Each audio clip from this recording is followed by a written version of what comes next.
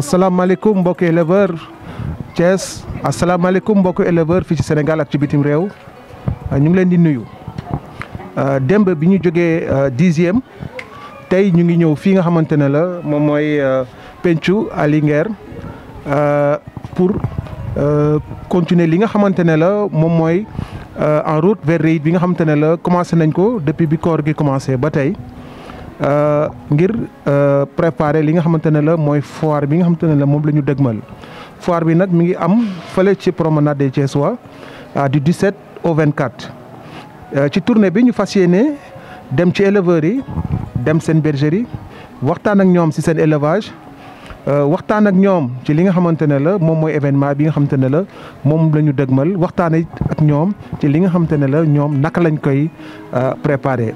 tey nag démb bi ñu jógee 10e tey ñu ñëw fii ci pencu Ali Nguer fekk fii waa bergerie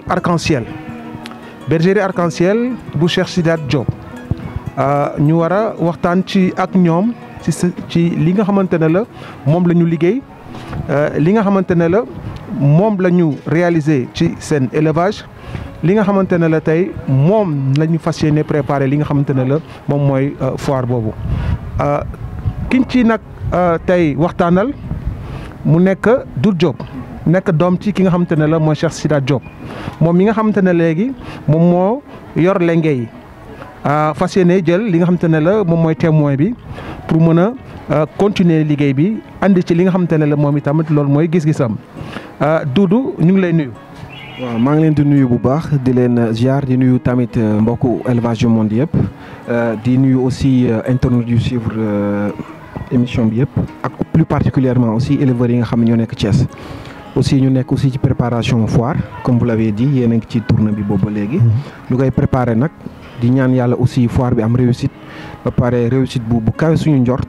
ñun aussi ci préparation bi aussi ñu ngi ci bu baax di ñaan yàlla aussi am ci ndam bu kaw suñu jort macha allah. jërëjëf Doudou ki nga xamante ne la moom mooy nekk sama wet ci ñu seq li nga xamante ne la mooy waxtaan bi ak ki nga xamante ne la mooy Doudou Diop nekk président Mbaye Guissé di président de l'Armée du Monde Mbaye ñu ngi lay nuyu. waaw salaamaaleykum mbokki Thiès di nuyu ñëpp di ziar ñëpp comme boobu ak léegi ni ñu koy defee rek depuis weeru koor yu teroo ba léegi.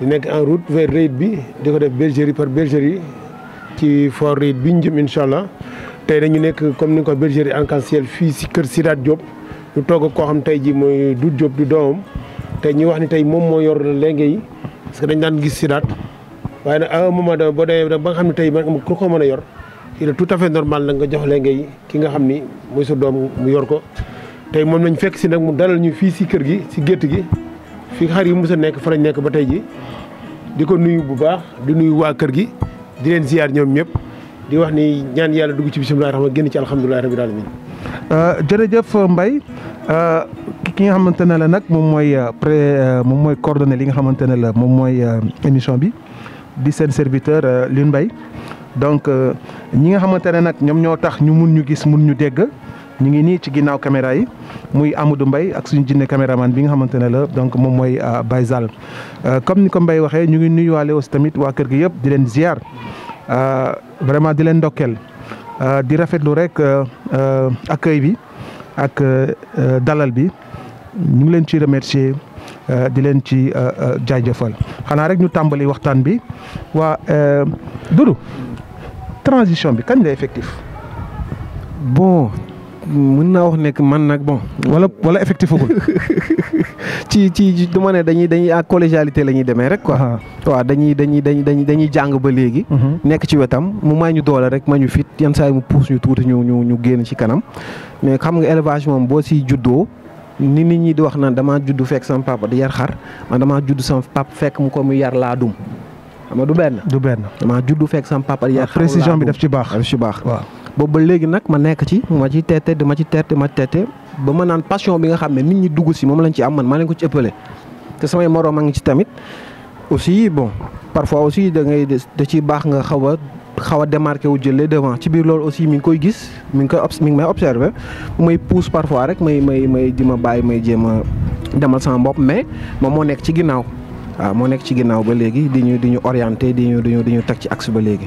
kon moom ba tey loxoom mi ngi ci élevage bi mi ngi ci bergerie bi naam yow la jiital mais moom mi ngi topp sa ginnaaw di la guider donc di la wan yoon bi di la jox ay jumtukaay donc mën nañ jàpp ne kon fi mu nekk nii transition bi jeexagul c'est-à-dire que yow yaa ngi nekk toujours ci dynamique gu transition bi. non transition bi du mës jeex.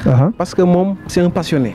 bu dul dara parce que ci biir waxtaan dafa ma naan duud sama premier salaire xar laa ko jëndee xam nga kooku mu xalaatul teggi loxoom.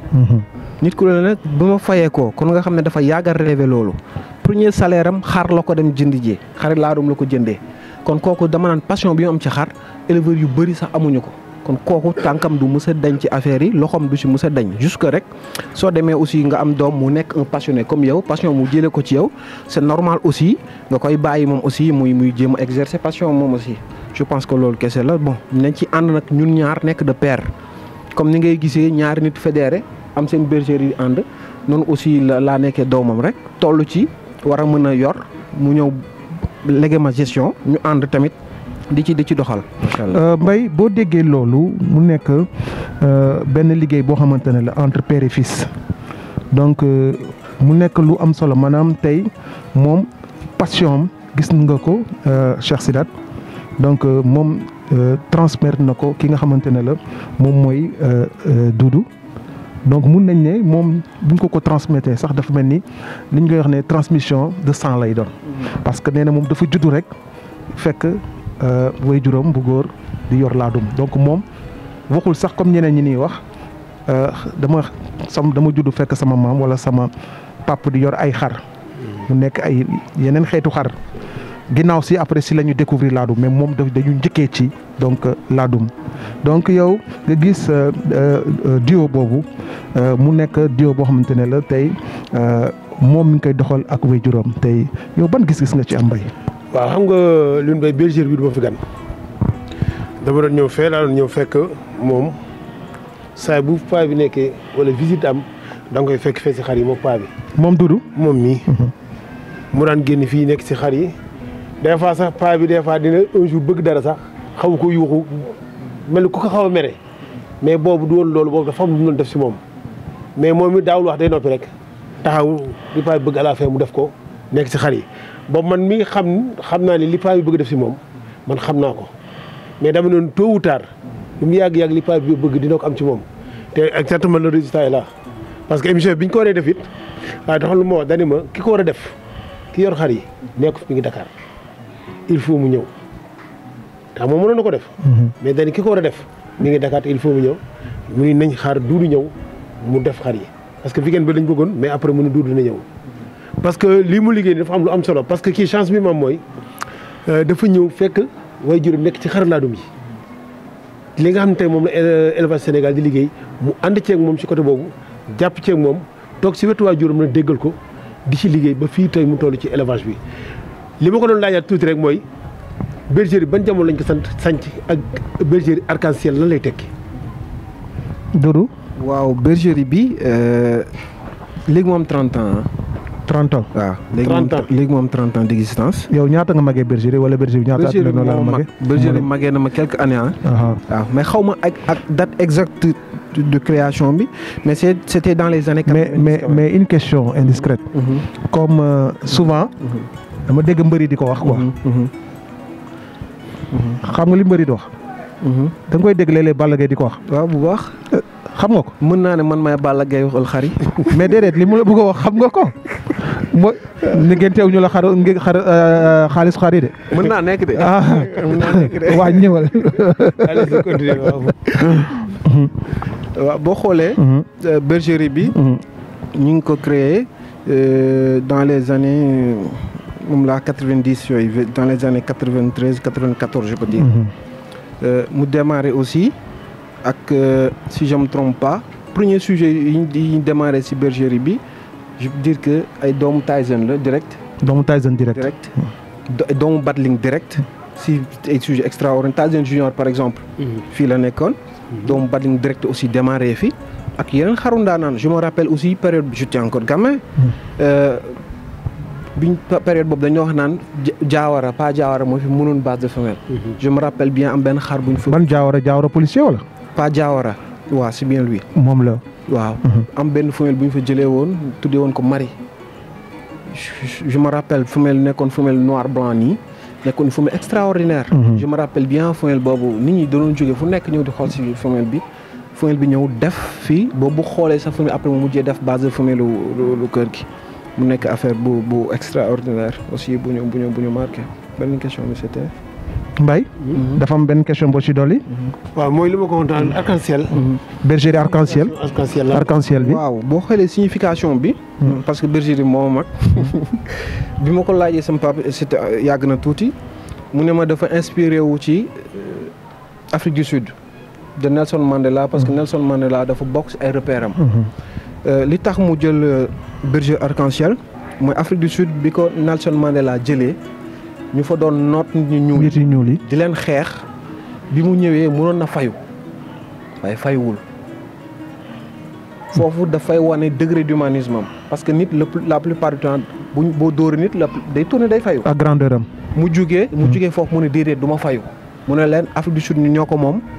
nit ñu ñuul ñi ak ñu weex ñi ñun ñëpp ñoo ko bokk bu ñu fayantoo rek dëkk bi day yàquwaat nañu téye suñu dëkk mu doon benn ñu xam ne melting pot la ñuul la weex la ku rëy la ku ndaw la ñun ñëpp ñu boole ko def ko benn dànk mélange boobu nag ñu inspiré wu ci arc-en-ciel parce que arc-en-ciel dañuy wax ne que c'est la lumière. lumière buy dégradé wu mooy indi arc-en-ciel te lumière dalay delloo ci lu dul yàlla lumière mooy c'est la lumière c'est Dieu. dégradation lumière nag moo ni arc-en-ciel ñu tuddee woon Afrique du Sud la nation arc-en-ciel mu inspiré wu ci loolu ba tey bergerie bi tudd bergerie arc-en-ciel moo tax tey boo xoolee bergerie bi mooy bergerie bu nga xam ne amul sens interdit ci deret amul sens interdit ci bergerie lépp lu mu gis ne rek njëriñu bergerie bi la pour bergerie bi jëm kanam jëm ci kaw fu mu mënti nekk dañ ko fiy jëli looloo indi turu bergerie arc-en-ciel. mu nekk lu am solo loolu nga wax noonu dafa am solo tey ci élevage parce que mooy que. nga am benn ouverture boo xamante ne la doo am fenn sens interdit parce que tey soo amee sens interdit daf lay tënk li tax mu lay tënk mooy da ngay gis lenn loo xamante ne la lii dina mën a doxal sa élevage mais yow tey sa rëy wala peut-être ak sa benn gis-gis bu idée bu arrêté tax nga ne loolu du ma ko dem jëli yéen ngeen ñëw ubbeeku jël lépp teg ko ci suuf ne que ñun lépp loo xamante ne mën nañ ñu avancer loo ñun dañ ciy dem seetuñu fu mu jógee donc tey mu nekk lu am solo comme tey est-ce que loolu mën nañ jàpp ne tey moom mooy li nga xamante ne la moom mooy seen base élevage wala mooy seen base réussite ci li nga xamante ne la mooy li ngeen liggéey ba fii. waaw d'une part parce que bëri na ci li ma fekkee sama papa dem di jëli benn xar ñu ne ko non ndax sang bi à chaque fois mu daf doon tontu leçon boobu aussi dama ko téye bu baax. mu wax ne sang mu wax ne deret moo géej ñoo yam da nga fay fekk yabooy da nga fay fekk coof da nga fay fekk yaax yaa xool li la intéressé ci sang bi nga dem nga jël ko. mais Doudou yow dafa mel ni yow maîtriser nga tu as été un très bon élève parce que d'après li ngay réciter nii li ngay dérouler nii tey defe naa ne yow bokk nga ci élèves yu gën a wala élèves yu gën a baax yi nga xamante ne professeur dañ leen di bëgg seen i classe. waaw boo xoolee passion la rek. xam nga nit moom lépp lu muy def te bëgg ko te nekk luñ la forcer bu ñu ko forcer woon aussi dañ koy def parce que suñu rôle doom la. c'est venu de manière naturelle. mais dañoo judd bëgg xar mu gënal ñu lépp. ba du ñu football yi bu suñu morom footballé ñu ngi ci xar yi suñu morom yi dem stade ñu ngi ci xar yi suñu morom lu ñuy def xar moo ñu gënal suñu passion la quoi bu ñu amoon ay milliards aussi sañ nañ koo def ci xar toog waaw parce que suñu bëgg nañ ko ba pare quoi te passion dafa nekk lu nga xam ne. mais Doudou tegal sa loxo foofu bëri doole. mais yow ci biir li ngay doon compagnonnage bi nga ànd ak sa wéjur. mais tey yow lan moo la gën a frappé ci moom ni mu doon doxalee. ni mu doon ni mu tuddati conduire élevage am. wala est-ce que am nga anecdote boo xam ne mën nga ñu ko indil. jox ñu ko. ci yow loo jàng ci moom wala ci loo remarqué ci moom. wala loo xamante ne la da nga koy bett gis ko mu koy def par exemple. non man je peux dire nag li may impressionné ba léegi. mooy chaque jour ma jàng lu bees. ba nii may waxee ak yow nii da ngay yàgg ak moom ba da nga naan lu mu xam nga ko mais situation bu bees day taxaw mu amaat ci beneen approche bu la bett mu jàngalaat la lu bees wala sax da ngay dem kër jàmbur gis benn affaire bu leen ne lii ak lii ak lii yow mais tu te reposes encore la question da ngay mel ne yow tey ngay doog a dugg ci xar ba nii may waxee ak yow chaque jour mu day def. yow sax da ngay nekk ci benn affaire ba affaire bi xaw la jaxase il suffit que moom mu def benn remarque day mel ne yow mosoo xam xar te ba léegi nii plus de 20 ans maa ngi ci wetam ba léegi c'est la même chose. kon dafay amee ngelaj yoo xamante ne la moom toujours da koy dese da koy am na ngelaj yoo xamante ne la du la jox clé yëpp toujours dafay am lu muy bàyyi. non wala dafay am lu muy bàyyee gum. non je me dis que nag la meilleure façon d'apprendre mooy c'est avec l'expérience quoi. fur et à mesure ngay dem da ngay dem bu yow ci sa bopp da ngay am say xalaatu bopp. day am sa façon de faire bopp mais moom nag li mu yàgg a commencé di ko def ba tey mooy élevage qualité point waaw. élevage qualité point. quel que soit xar bi fu mu mun a jógee. waaw xar bi nga xamante ne la nekk na ci kanamam na nekk xar boo xamante ne la xar de qualité lay doon. waaw te différence bi je peux dire avec certains éleveurs mooy nit ñi dañuy am attachement ci seeni xar moom dafay wax ni que dafa am idéalu xar bu mu bëgg. booboo nekk ci boppam. ci xar boobu la am attachement te xar boobu amagul. mooy différence am ak yéen éleveurs xam nga tey dañuy wax laadum xar bu nekk en construction la. pareegul moom da lay wax ne man dama am type xar boo nga xam ne moom laay rêvé mu ngi ci sama bopp gisaguma ko moo tax moom du am attachement ci xar bii nii moo tax ba ci sélection sax je me dis que c'est le meilleur sélectionneur au Sénégal parce que rigueur bi muy àndal ci sélection ci biir xar yi même man mi doom sax mënuma ko. mais tey loolu soo ko waxee war nañ ko mën a dégg parce que tey ki démarré ak ay sujets yu jógee ci Tyson. démarré sujets yi nga xamante ne jógee na ci Battling. ku xam maal yooyu xam ne maal yooyu tey ñoom ñoo tax tey ñuy wax laadum tey Tyson moom kenn warantetu ko. xar boo dégg mu baax fii tey soo delloo ginnaaw. seet ko jóge na ci Tyson. idem pour Battling. tey ngeen jaar fi am yeneen maal fi jaar. ran jaar fi. mais tey xar yëpp jaar fi tey ngeen liggéey ak ñoom. tey yaa ngi ñëw wax ne que moom idée moom xar bi mu bëgg a gisagu ko. tey yéen yaakaar nga ne li ngeen bëgg yan xar moo leen ko mën a jox wala yan combinaison moo leen ko war a mën a jox. bon boo xoolee moom xar yi. di évoluer. te ni muy évoluer moo doy waar. parce que tey éleveur boo yee 3 heures du matin ne ko laadum nu muy mel dans la day njool day gudd day rëy day rafet kon loolu mooy laadum te léegi dañuy wax ne xar bu complet amul kon ça veut dire que éleveur yëpp d'accord nañ ci laadum nii la war a mel. ku ci nekk am nga sa idée te ku sa idée morom ñooy am tey xar lu mu gudd ci Sénégal naan ay bu amoon lii kon nga xam ne ci travail boobu lañ nekk ba léegi. xar bi du mat mukk te dina mati ji mais des na moo tax lu ñu liggéey rek. nga gis leneen parce que tey bâtonnier la ñuy wax hauteur am pourtant Cheikh Diop lañ doon wax 112 léegi ñu ngi wax bâtonnier 120 nation c'était un rêve. man jour bi may njëkk gis nation dama doon lox Foire CCS bu ñu def 158 yi mais da nga koy gis ngay lox mais pourtant léegi xar yi dañuy def 158 nga ne pourtant bu gënoon gudd. Mbaye loo réflexion bi nga xamante ne la moom la ki lay indi léegi nu mu tuddati Doudou yow ban jàngat nga ci am noo ko gisee. parce que man Doudou dafa ma impressionné instant bi ma yow nii parce que ni muy exprimé woo ak li muy wax ci xar yi ak ni mu nekkee di teg tànk fi nga xam ne papam tegoon tànk. mais dafa am professeur. exprimé woo ci xar yi. tey su ma ko doon laaj tey man dafa la ma koy laaj wala mooy si dara yow say sa papa bu ko doon tuddee ci élevage. nan nga ko tuddee. ban tàkkantal nga koy jox. dama naan c'est un professeur. c'est un professeur. et il peut être le professeur de tout le monde. loolu laa ko jàppee. loolu moo tax ma ne la Mbaye moom dafa am professeur parce que soo gisee ni muy déroulé. soo gisee ni muy waxee. parce que soo gisee ni muy faram-fàccee li muy wax. xam nga dafay lay wan na la ne. moom li muy jàngu ko par hasard. dañ ko jàngal te fi niñ ko jàngalee. ci yoon ba lañ ko jàngalee. bokkoon na ci xar yi nga xam ne marqué na ko. femelle bi ñuy wax Aïcha. ni mu amu ci woon sago quoi. Aïcha parce que Aïcha tamit mën nañ ne dafa judd avant jamonoom. parce que Aïcha xar yi léegi ñoo tolloog moom. waaw Aïcha dafa ñëw nekk tëng rek Dieyna lañ doon coow mais Aïcha dafa ñëw phénoménal. toll foo xam ne ñu doon wax naan nii la xaru laa dum war a mel. ma dolli si ne. parce que li may wax ci Badline bi. parce que Aïcha. papam doomu Badline la. mi ngi noonu. xar yi rek ko ci li ñuy wax rek xar yi moom koo ci dàq ci Tyson lay dem laaxatu ji wala si Badline. léegi ci pour exemple bi ma doon joxe rek. ci Aïcha soo xoolee Aïcha ci ay doomam dañ doon wax ni que Kumba Gawlo en terme de production day mën Aïcha foofu ñëpp nangu ko. soo xoolee ci suñu liggéey dem nañ jëli doomu Kumba Gawlo bu góor toujours perspective wu. am fay lu mel ne Aïcha bi ñu paree foofu Soleil ba muy nekk Sénégal benn xar kese lañ ko doon tëkkale c'était magistrat nekkat petit fils ci Aïcha de Aïcha nekk sax doomu Aïcha du moins soo xoolee ba ñu paree ci Soleil tak doomi magistrat lañ dem jëli toujours perspective muy ran kii bi perspective Aïcha bi soo xoolee aussi dem nañ jëlewaat étoile boo xam ne c'est produit consanguin la gis nga Gelawaar tey mën nañ dafa yor sax léegi ligne boppam léegi da ngay wax sax xar ñu ligne Gelawaar ndax ni mu meloon Gelawaar dem tëb Aïcha mu jur doom mu dem foqati ko fay ci xaalis bu bëri jaayul woon sax foqati ko rocci ko pour wax la rek ni que ni mu gëmee qualité te aussi dara boo koy dem boo ciy jël bu ci jëlantu gis nga tey magistrat dañuy wax meilleur doomu magistrat raan la moom lañ dem jël tey gis nga Kumba Gawlo aussi gis nga bi ñu demee jël doomam dafa def buzz dafa def bruit kon moo tax tey comme li ma wax rek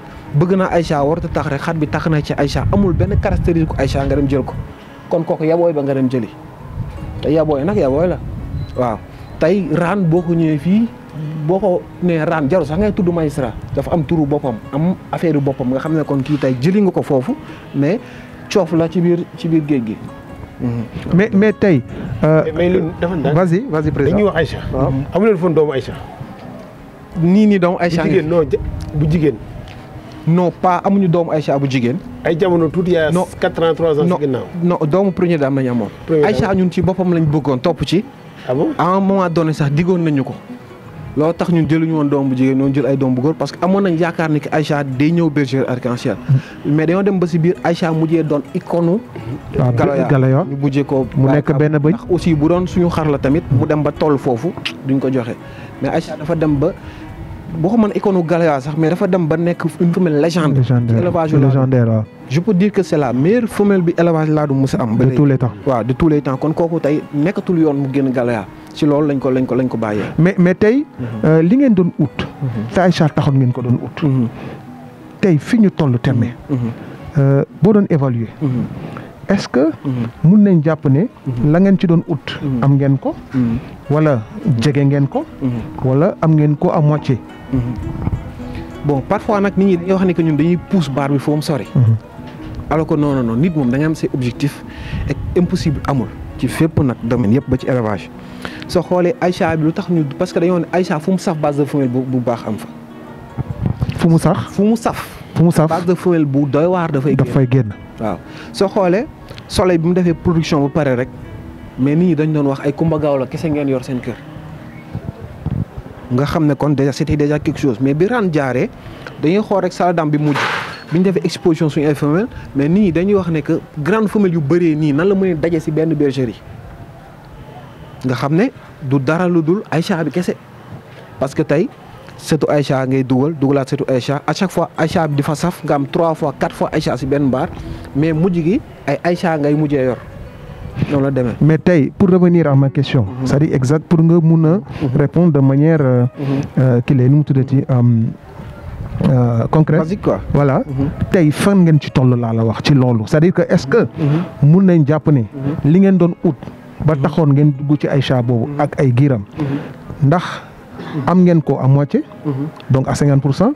ou am ngeen ko à 90% ou à 95% tey soo doon xayma tey soo doon def benn évaluation donc yow fan ngeen di situé wu ci li ñu mën a wax. non xam nga affaire bi c'est un but. mais but bu nga xam ne je pense que élevage bi yëpp ñoo ci bokk di ci daw. mooy comme ni ma la wax rek. xar bi ngay bëgg. da nga ci topp ci ginnaawam di daw rek. du mës a jeex maintenant nag boo xoolee par rapport ak fi élevage toll est-ce que ñun li ñu bëgg am nañ ko je dirais à 100% oui. am ngeen ko à 100%. je dirais parce que tey toll nañ ci production fu nga xam ne comme li ñuy wax tamit saabu du fóot boppam moo tax aussi génn ci foire da ciy baax mais tey je dirais salle d'am bi mujj rek nit ñi comme li ñu doon wax base de femelle yu bëree nii grande femelle nan la mën a dajaloo ci benn box mais tey ñu jàll nañ ci loolu nit ñi tamit ñu ngi coow ba léegi doomu raan yi sànq rek Mbaye gisee mu ngi naan mais seen grande femelle mais boo leen ko jaayee est-ce que mais lii jug xam nañ ne moom mën fuuf li fi ne li mag yi te mooy yi muy naan boo leen jaay nañ leen yu leen mën fan yàggul. C'est une manière aussi, c'est une manière de transiter pour dem ci li nga xamante ne la mooy préparation foire bi.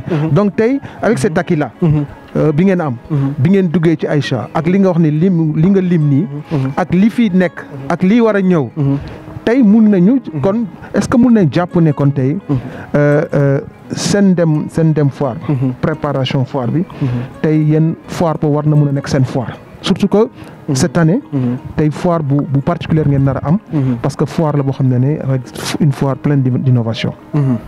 waaw déjà foofu damay commencer damay kontaan ci équipe bu bees bi nekk ci REIT di ki ko jiite di le président Khadim Fall Olam et son vice-président Papi Dieye ñoo xam ne des jeunes yu dynamique parce que boo xoolee tey foire association REIT je peux dire à un moment donné dañuy wax ne que moo association bi gën a rëy ci Sénégal ou la deuxième association la plus grande du Sénégal mais à un moment donné dañ doon gis ne que yeneen association yi dañ doon am ay innovation jeunes yi yor ko am benn fu ñu koy xaw a yóbbu ci côté technologie ci côté standing léegi ñu doon xaw a wax ni que REIT mi ngi en retard tuuti mais gis nañ lu nga xam ne wala ñi ngi seen lu nga xam ne bis bu taxawee dinañ ne lii est-ce que rawul Adam man loolu laa gis te ci loolu ma ciy kontaan nag félicitation bi jotagul je pense que bu foire bi jàllee moom nit ñëpp dinañ ne félicitation. balaa ma lay jox kàddu gi président ma fàttali leen ne ñu ngi ci émission en route vers REIT. donc ñu tàmbali ko bi koor gi commencé ba tey nar ko jàppee noonu ba laata ñuy dem ci foire ba 2 jours ou 4 jours avant ñuy dem ci li nga xamante ne la mooy foire bi donc nar si ànd ak éleveurs yi càmbar seeni élevage jéem a xam ñoom naka lañ ci demee président li Doudou wax ci li nga xamante ne la mooy foire bi ak li mu wax ci li nga xamante ne la mooy équipe bu bees bi tey yow ban gis nga ci am. waaw pratiquement c'est le même constat presque fu ñu jaar fu nekk rek presque ñëpp avant foire bi seen xel dal na seen xol sedd na ci équipe bu bees bi parce que li mu Doudou wax daf ci am solo sax parce que avant foire bi ñëpp di sentir li ñu naan la Olof Ndiaye dafa wax chaque jour nii cin bu naree neex bu baxee ñëpp xam ni cin li mu soobee Yàlla dina neex parce que ça se voit que nii foo jaar dañ la koy wax kii tey ñëw dëggalaat ko wax ko malgré li muy nekk Dakar di ñëw par weekend n'empêche que moom mi ngi xam mi ngi dund ne foire bi beneen foire lay doon surtout nag mu nekk foire boo xam ni dañ koy def ci vraiment de Thiès waaw mu nekk loo am solo parce que lii muy def dafa am solo parce que dañ ñi war a liggéey avant seen ñi samp lañ leen di doyee ngeen leen di jaajëfal day yokku waaw góor da leen di gën a galvaniser day tax ñu gën a am fit gën a dem ñu xam ni waa Thiès ñëpp a ngi seen ginnaaw te lii dafa am solo parce que bu ñëpp duñ def noonu ngeen jiital ay nit di leen yokk doole di leen jaajëfal te seen liggéey ñi ngi ci kawam di ko def kon day tax fa ñu jëm ñu gën koo ñemee seen xel gën a dal ñu xam ne ñi leen falkat foqastaluñ leen ñi nga xam ne ñi leen fal ñi ngi leen poussé ànd ak ñoom di leen jàppale lii nii dama koy rafetlu chaque fois fu ma déggee nit ñu mel ni wax te am na yoo xam bu ñu waxee seen kàddu dafa am solo kon boobu bu ñu ko waxee dafay am solo trop. mais président man sax gis nga beneen affaire bi mu remarqué mooy événement bi nekkatul événement wu association bi rek. parce que nekkatul événement wu éleveurs yi ni événement wu bureau bi. parce que dafa mel ni tey ça c'est l'affaire de tous les Thiessois. parce que tey ñoom koo ci gis tey événement bi daf ko def affaire boppam. ba ci même autorité yi. donc tey su mbir demee noonu ci dëkk tey pour que mu am pourcentage de réussite dafay bari. parce que tey ñëpp dañu nekk booloo nekk benn. donc di xool benn direction. donc di yëkkatindoo. pour ànd ak mbir mi. dal di ko sottil. donc loolu saa yu amee rek xel mën na dal ci li nga xamante ne la donc mooy loolu. mais tey Doudou événement bu mag boobu tey yow bi nga ko déggee tey est-ce que deful dara ci yow c'est-à-dire que ci benn soit pression wala benn engouement c'est-à-dire que benn maanaam volonté ba tax yow nga bugg par exemple tey nii ci sa préparation mu am ci benn influence tey. non parce que ñun ni ñuy jàppee foire parce que ñaari aspect day am aspect Thiès ak aspect préparateur en tant que propriétaire de mouton tey bu fekkee ne en tant que ak bu ñu jël aspect Thiès bi mooy c'est-à-dire que dafa am Thiès lu mu symboliser Thiès dafa symboliser lu rëy mooy berceau du laadum léegi nag ñu dem ba benn instant ñu doon wax naan est-ce que xar yi y a pas eu un déplacement de masse jóge Thiès dem Dakar léegi loolu noonu mu nekk un fardeau pour tout Thiessois pour képp koo xam ne Thiès nga juddoo. pression lay nekk wala lu positif lay nekk. non c'est-à-dire que dafa am fu ñu bëgg a aj kii bi level bi.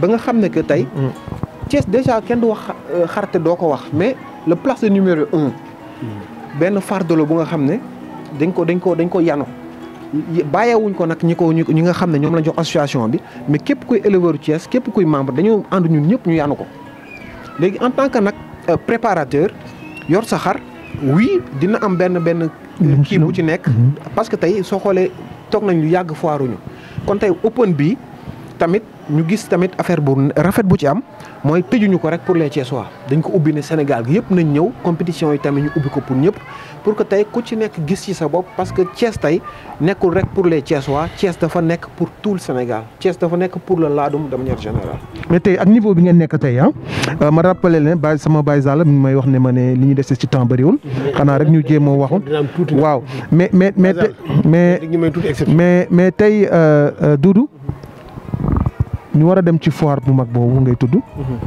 ak wax nga ko sànq. ak li ci nekk ak nu mu tuddati ay pression. bon pression positive je suppose. bien sûr voilà maintenant tey ñu war ci dem. te tey soo déggee ñu concours quel que soit foire bi mën a am fu mu ko munti am. tey les yeux toujours seront rivés. sur le concours. maintenant tey yow concours bi tey. yow pare ngeen pour participer ci. non on est toujours prêt. parce que évaluation la rek. nit moom da ngay liggéey. soo liggéeyee ba pare tamit. avec quel objectif. non c'est-à-dire les objectifs peuvent être différents. ci natt yi. y a des gens yoo xam ne gagner rek lañ bëgg. ñun yéen lan ngeen bëgg. ñun on a un autre objectif. c'est-à-dire que dañuy am lu ñu on évalue. on a nos propres critères à la maison. on évalue nos bêtes. léegi nag lépp lu ñu évaluer dañuy bëgg mu doon lu dëggu. confirmation te lii valider foire kese mooy valider mensuration. confirmation tey waaw moo tax ci biir liggéey bi dañuy am suñu ay xar génnee nañ fi ay xaru 105 bataille record hauteur espoir ñoo ko fi njëkk génnee mais dañ ko liggéey ci biir kër gi ba ñuy dem génn demuñu pour dóorante kenn mais dañoo dem pour dëggal li ñu yor bi ñu demee nag yàlla def nga ñu raw nañ ñëpp mais sant yàlla lay doon liggéey nañ lool liggéey nañ leneen. te loolu tamit dina génn nii dañ si tegaat seen bët incha allah. kon tey pare ngeen. su ngeen demee ci foire bi dugg ci concours bi def na nga daan def. non Thiès dañ fi bokk nag. waaw dañ fi bokk te comme li gars yi di wax rek damay utiliser. da ngeen di terme xale dañu ko yëngal. waaw da ngeen di marquer seen territoire. waaw mi ngi noonu. kon da ngeen di dëggal seen bopp. dañ koy yëngal da ngeen koy yëngal. Mbaye. waaw man damay revenir un peu en arrière. xam nga ñu tracer parce que bergerie bi dafa am lu mu baaxoo. nga fi daan gis. ay mâle de champion. yu fi doon jaar. ñu ciy liggéey. par benn. est-ce que tey mën nga ma wax ñaari question laay boole si biir. nga rappelé ñu. mâle yi nga xam jot nañ fee jaar. ak yan mâle. ñoo la ci gën a impressionné gën fee marqué seen empreinte fii si bergerie Arc-en-Ciel. non su ma bëggee wax mâle yi fi jaar yëpp moom day gudd. yi nga xam. non xam naa ci yu bëri mais damay wax rek yu gën a marqué. parce que ñun suñu 25e mâle bi ñu yor. 25 mâle yoo xam jaar nañ 25e mâle. macha allah waxuñu ma mâle yi ñu juddulu mu liggéey fii de mâle yi ñu jëm jëndi. ñu dem jëndi.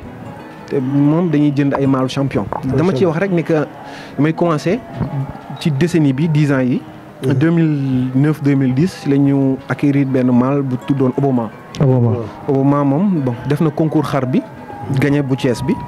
finalement bon mujjul dem compétir à Dakar moo feebar mais ñi ko doon nat si bopp il avait 17 mois bi muy compétir et sur le territoire national dañoo ne moo ëpp mensuration. ci acquisition te aussi moom xale lañ ko jënd. après loolu jël nañ fi Duudu. Duudu nekk doomu Jeyna ak Hamza nekk rakku Bachir direct ñu jël ko fi mu def aussi liggéey bu extraordinaire parce que ñun moom suñu ay xar à chaque fois dañ leen di quantifier xam fii lañ toll bu ñu produire beneen li ñuy produire fu mu toll mais mu ñëw aj xar yi yóbbu leen fu sori sori. après boobu mën naa waxaat étoile nekk doomu Aïcha ak Gelawaar fixation ay Gelawaar tëbaat yaayam nekk aussi mal bu ñu marqué yàlla def na guddul fan. après loolu mën naa wax soleil de minuit. soleil aussi yëngal Sénégal. après loolu mën naa wax clair de lune. clair de lune aussi nekk bi mu fi nekk jeune mal ak soleil sax nit ñi dañ doon wax gaaw leen jaay soleil ndax bu màggee fekk ko fi. yàlla def après moom ay tolof ci biir après loolu ran ñëw na fi aussi def buzz yëngal def bruit. après loolu aussi joni jaar na fi Birane Dialé joni yàggu fi nag daanu aussi. après loolu ñu mujjee acquérir benn maal bu nga xam ne Thiendella aussi de passage mu ngi fi Thiendella nekk doomu Aïcha Albouri nekk koo xam ne ñaari champion du Sénégal ñoo ko jur. mi ngi fii aussi di def liggéey bu extraordinaire. maal bi ñu mujjee acquérir nag en terme de mensuration en terme de production mu mën xar bu fi mës jaar moo doon lu nga xam ne. pour dire vrai rek daf ñu impressionné. muy ban maal. muy xel comme jaaga mu ngi fi. dina génn léegi ngeen gis ko wan leen ay doomam. aussi mën nañ ne mën nañ ko bañ a jiiñ lépp parce que escalier ñun la ñuy def rek mais tamit xar moom bu munul rek munul lu bëri dañuy wax ne que est-ce que base de famille bee ko dimbali moo tax dañuy wax rek xar ñaar la xar moom bu ñëwee fekk la 50 yóbbu la 100 gàcce ngaalaama mu ñëw fi aussi nit ñi doon wax est-ce que raan bu génnee. xar bu yoroon autouru raan bi xaru raan envergure am est-ce que da ngeen ko am bu yàlla defee tamit par chance lépp nag yàlla lañ koy delloo ñu amaat lu nga xam ne ñii moo sud raan doom yi aussi ñëpp nee nañ doom yi parce que ay doomi raan la tëb ñoo mun doomi raan yi alhamdulilah la ñuy wax. mais Doudou et puis xaaral ma ñëw dafa am loo xam ne balaa mu koy fàtt parce que daf ko wax de si biir ay waxam. daf ci am lu ma remarqué dafa def tilt sama bopp. mooy ne. dama gis ne ci li mu fi lim yëpp. soo xoolee ak 80%. bien 90% dafa am fu mu lay dellu. dafa am ci benn bergerie bu mu lay delloo. donc mu nekk bergerie Galoya. parce que li nga fi lim yëpp soo xoolee ak 90%. da gis ne day dellu toujours ci bergerie Galoya bergerie. est-ce que lan moo tax ngeen am kii boobu noonu régularité boobu envers cette bergerie bi nga xamante ne chaque fois da ngeen fay dem jëlee di fa jëlee. est-ce que dafay indiwaat li nga wax sànq mooy ne da ngeen di dem seeti li nga xamante ne la ay chat boobu. ngeen bëggoon di ko indiwaat ou peut-être lan ngeen di rechercher ci kile boobu nu mu tudd constance boobu. envers cette bergerie là ou bien est-ce que da ngeen am benn collaboration particulière. waaw man damay wax ne que relation ñaari bergerie yi. dem na ba romb élevage. dem na ba passé na élevage leneen la doon quoi mais nekkatul élevage. parce que man fu mu toll nii di ko nuyu au passage président Aboukan nekk icône nekk référence su jeune éleveur yëpp man sama jëm bopp mais collaboration moom ak je peux dire Sidath Diop romb na léegi élevage mën nañ ko tuddee leneen. mais ci su ma ñëwaatee ci question bi bergerie Arc-en-Ciel dafa am fu mu teg bëtam sama papa aussi dafa yàgg di ma wax ne ma Doudou soo bëggee xam lan mooy élevage laadum mooy fexe di defar di liggéey ay grandes femelles di leen améliorer mu ne ma loolu mooy élevage laadum. c'est-à-dire que moom. di liggéey ay grandes femelles di leen améliorer ñuy gën di yokk. base bi mu ne nekk ma soo femelle duggee ci mbaar benn maal la fa nekk 30 femelles la fa nekk mu ne ma femelles yi ñooy mbaar mi du maal bi. mu ne ma da nga gis maal ñu ne moom mën ci Sénégal mu ne ma yenn saa yi du ma pare pour jënd doomam parce que xar jigéen yi fa nekk doyuñu ma mu ne ma xar tamit su duggee sa kër ak nu mu munti toll même bu dee champion du Sénégal mënu laa jural xar bu jigéen mu ne ma su ma ko mënee maye wala ma rey ko tabaski dama koy def amul lu ma njëriñ objectif am mooy chaque fois créer am une base de femelle extraordinaire te loolu lu koy def da ngay am tey une base dugali maal bi ñëw yokk te mu ne ma nag maal day am ndey te daf ma koy wax ba ma ko dalee wax yàgg na mais à chaque fois damay gis maal champion sax buñ ne mënut a jur te boo waree ci ndey ji xam ne amul ndey nit doo nax sa bopp da ngay toog nit bu la ëppalee da ngay xam ne lii moo la ëppale.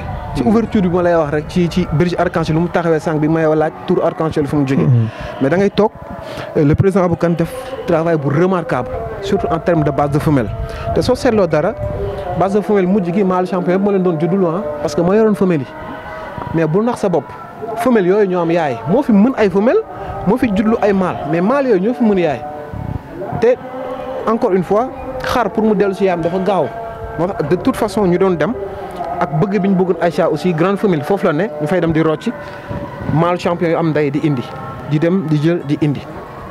Mbaye gis nga tey li tax tey émission bi nekk à la dawme xam nga tey dafa am fu ñu dugg muy njàng ak njàngale tey ndongo li nekk na professeur tey bay jàkkaarloog li nga xamante ne la mooy auditeurs yi jàkkaarloog téléspectateurs yi parce que di càmm di faram-fàcce li nga xamante ne la mooy élevage parce que tey ñi ñuy déglu tey ñoom war nañu tey xool bu baax wala suñ ko seetaan ñuy delluwaat ci li nga xamante ne la mooy tey émission bi parce que dafa am solo parce que tey Sidath nekk fi naam mais tey Sidath mun na fu mu nekk na sant yàlla na fier parce que tey am na koo xamante ne la tey ku ko mun a wuutu koo xamante ne la tey moom lekk bi mu fi bàyyi na xamante ne la kooku moom dina ko mun a doxal mais tey président Baye Zale bi ñu soññaat xanaa ne li ñu teg ci simili yi li ñu teg ci li ñu dese woon bëri na xanaa rek ñu benn question rek boo xam dinaa ko delloo sa waay si ñaari xar Soleil de minuit ak Grand Rane bëgg nañ Grand Rane bi ngeen koy jël tout tànk mu ndaw la waaw lu raté loo xam daan kenn bëggul woon da ngeen ko nguufaan sax indi ko karaw kenn xamul lu mu niroo risque boobu ngeen jël xam-xam ngeen ko teg wala lan ngeen ko teg ba jël Grand Rane andi ko Soleil tamit nga dikkal ñu ci dama ñu ramassé waaw boo xoolee Soleil mën naa commencer foofu parce que moo fi njëkk a daan Soleil bi nga koy jënd mi ngi nàmp paa bi aussi am na benn particularité bu ko éleveurs yi di jiiñ mooy dañ naan bu gisee mbote rek mën na xam ndax day doon champion wala déet léegi ci biir loolu Soleil ñu ngi ko jël bi muy nekk xale waaw jël ko teg ko loxo ba après bon bi muy commencé dugg espoir rek Sénégal gi yëpp xam ne que mal la ñu jël ko aussi def ci tour bu rëy te ay doomam yu jigéen liggéey ci quoi léegi bi ñuy travailler tamit ak Soleil parce que ci base de femelle lañ doon liggéey ñu téye tamit ay doomu Soleil ba nit ñi dañ doon wax ne que ay Kumba Gawlo ngeen yore waaw après ci loolu on s'est dit Soleil bu ñu jël ay doom yu jigéen ci magistrat moo war a dugg ci bergerie bi pour liggéey moo tax ñu ne tamit bu ñuy jël dañuy jël meilleur doomu magistrat mais foire bi dafa jeex rek Linguère aussi defoon record auteur ci Sénégal wàccee ak magistrat xar bi dafa judd ci week-end bi balaa week-end di dellu si waat fekk jënd nañ ko ñu forcer prix ba malheureusement abu mujjee seede jox ñu ko mais bu ñu koy jël aussi je peux dire dafa xam mbote ba mu gisee mbote bi tak ci juddu xam na ne mbote bi mbote la si biir mbote yi parce que man sax bi ci lim ma wax parce que man moom moo ma njëkk a gis xar bi jënd na ko pare ma koy doo gis dafa ne ma gis naa mbote bu nga xam ne gisaguma mbote bu tool noonu te incha allah na doon champion malheureusement nag soow yaa ji neexul bi mu am presque 1 mois raté na Soleil bi mu amee 2 mois la rendu mois bi amee 2 mois lañ ko dem récupérer parce que presque yàq woon na je me rappelle encore vraiment sama benn rak bu bëgg xar aussi bi ñuy jëli raan sama papa ñu ngi jël raan dafa ñëw taxaw ci mbaar mi boobu ñu ngi dem di ko jëli mu ñëw tax di ko xaar ba ñëwee teg xar mi rek mais dafa ne waaw papa lii mooy raan mais ñëpp taf seen gémmiñ ñii di ree fii ñii di xaxataay fii ñu naan waa mais millions yu bëri ñuy dégg si mbote bi kon lii la je peux dire que après moom cundum moo desoon ak mboteem ñun ñu nekk si bergerie bi sax dañ ñuy doon wax paa bi tey nelaw na ñii naan non ñii naan nangam mu ne baleen maag sama xar ndekete yow baleen maag sama xar bañ na ko sax ku fi daan ñëw sax dégg naa jënd ngeen jeune man sama papa daan bu leen ko wan ba mu laajte leen ko xar bi nag mu xam ci xam commencé am 7 mois 8 mois ku fi ñëwoon ne ana doomu raan ba ñu doomu magistrat ñu ne mi ngi non mbote bi ñu fekkoon du kii 8 mois 9 mois mu commencé ràññatli ko bi mu demee nag ba am 1 an ñu ni ko foire Thiès ñëpp nangul 12 mois ñëpp nangul ko am na ñu xam élevage tamit bu ñu ne ñëpp nangu ko mooy majorité. am ñu doon bañ ñi di nangu ñu dem ba mu am 18 mois ñu ne dañuy dem Saladam ñëpp ne non boo leen demee doo leen mën a dugg parce que dafa am ay xar yu nga xam ne ay ndaanaan lañ te dañoo mat ñi am nañ 4 ans ñi 4 ans et demi màgg nañ ba jeexal jël nañ poids ba jeexal boo leen demee ci 10 premiers doo leen ci bokk xale ngeen seen moroom yi ñi ci espoir yi di compétir ñu ne buñ demee ñun kenn mënuñu kenn ëpp ñu mensuration parce que am na fu ñu ko teg fu leer bi ñu demee aussi ci biir foire bi la RAN amee 2 ans ñu dugal ko 18 janvier. waaw mu def fa lu extraordinaire déjà Nations Unies mu ñëw battre record Nations Unies mu nekk lu ma neex parce que comme maa ngi la koy wax sànq nation bi ma dafa nekk xar bu marqué parce que bi ma njëkkee ñëw fekk ko CICES dama lox boobu j'étais encore plus jeune mais dafa marqué ba pare mu ñëw jël deuxième mel ni moo jël premier. effectivement li nga wax noonu dëgg la nation marqué la yàlla def àdduna di dox ba nga xamante ne yéen nga ñëw am xar boo xamante ne la ñëw baata li nga xamante ne la mooy nation mu nekk fierté ci yéen. ensuite tey li nga doon wax sànq ci ñaari xar yooyu di Soleil ak RAN wane na aussi tamit le grand éleveur bi nga xamante ne la moom la sa wéjur bu góor di Cheikh Sidat Diop doon ndaxte moom dafay gis loo xamante ne la peut-être fu sori day toog di gis fu sori xëy na ñu bëri fi muy gisee duñ ko gis tant que sottiwul donc loolu bokk na ci li nga xamante ne la mooy nit ku am gis-gis li fi nekk nag ci li fi duuf yëpp xajul ci cin li parce que tey mënoon nañ fi toog di wax ba bër set parce que fi ñu nekk fii école la ki fi nekk sanc ko professeur la boo xam ne kenn dootu ko lam-lame ci élevage yu Sénégal donc mu nekk lu am solo tey te li nga fi nekk di wax li nga fi wax boobu ba tey nekk na loo xamante ne la tey mel ni ne moom tey moo taxaw tey jàkkaarloog li nga xamante ne la moom mooy éleveurs yi ci benn amphithéâtre di leen di jox cours. deuxième partie bi Mbaye man dama jàpp ne dafa war a neex te boo saaganul sax mu raw première partie parce que comme ni ñu ko waxee sànq nee nañ cin su xamul ni ko wolof di waxee. bu naree neex bu baxee. waaw te kii ñu indi fii. ñu commencé ko. rek wane na annoncé na la couleur. voilà moo tax ma jàpp ne. deuxième partie bi dina am kii trop. mais xar bi dama ko gis sànq si biir xooluma ko woon bu baax mais bi mu génnee nii ma xoolaat ko reculé naa parce que li ma gis nii. franchement impressionné na ma loolu ci xar bi nga xam ne rek muy maal parce que ñun dañ daan def maal yi lañ daan mu jël mais tey sens contraire bi lañ ñu indil ñu maal yi lune maal bi impressionné la wala de loolu lan moo leen jaaxal si moom. waaw maal bi boo gisee bi mu ne jàkk bi muy ñëw. déjà maal la boo xamante ne la. lépp looy xool ci maal. boo koy wër soo ko xoolee ne jàkk maal bi da nga koy gis. parce que bi nga déjà jëmm ji rek dafa impressionnant. waaw nga xool ne maal bi. am na hauteur. waaw nga xool ne am na LCS. te soo xoolee ci suuf si waaw moom mooy li mu la wax waaw xam nga mooy bi muy ñëw. jëmm ji da lay impressionné parce que lu tax mu lay impressionné. moom mooy ni mu deew bi. donc soo ko xoolee loolu moo lay ci impressionné. donc loolu rek déjà dafay firnde. li nga xamante ne la moom mooy travail de qualité bi nga xamante ne la. ak travail bi nga xam ne ñoom dañ ko teg ci rigueur. bu bergerie bi nga xamante ne mooy bergerie arc-en-ciel xanaa rek ñu wax Doudou moom mi nga xamante ne moo téye xar moom mooy administrateur bi moom mi nga xam ne moom la ñu fas yéene jox leen ngeen bi moom mi nga xam ne moo fi tari li ko bàyyam jàng xanaa mu wax ñu li nga xamante ne la moom moo nekk ci xar bi. wax ñu xar bi mooy waaw champion Mbaye kii nag bon 2 ans 3 mois la am. 2 ans 3 mois. waaw 2 ans 3 mois moom mi ngi tudd Xelkom Jaaga nekk 100% Abdou Fall. soo xoolee mu dugg tuuti ci pédigré bi. Awa Mbodj. yaayu ñaari guy. di doom ci Bachir. Awa Mbodj lañ jël boole kook Lamine. Lamine mooy papay Soleil. waaw ñu am doom. bu góor. ñu boole kook doomu Abdou Fall bu jigéen. yaa am juddu. côté papam tamit. Ziad bi nga xam ne moo jël Saladam 2010. waaw lañ booleeg doomu Abdou Fall mu jur papam direct. waaw nga xam ne kon ay champion rek a ko wër. Awa Mbodj femelle ci moom lay am. Lamine buñ ne booy séeréer ci LCS Lamine a fi teg tànk. Ziad dafa raw Saladam. Ziad non seulement dafa raw Saladam. Ziad jamono ba muy ñëw concours xar bi. Ziad ci poids. moo doon xar bi ëppoon poids. jamono boobu moom moo amoon record poids. ba pare Ziad aussi dafa amoon masse.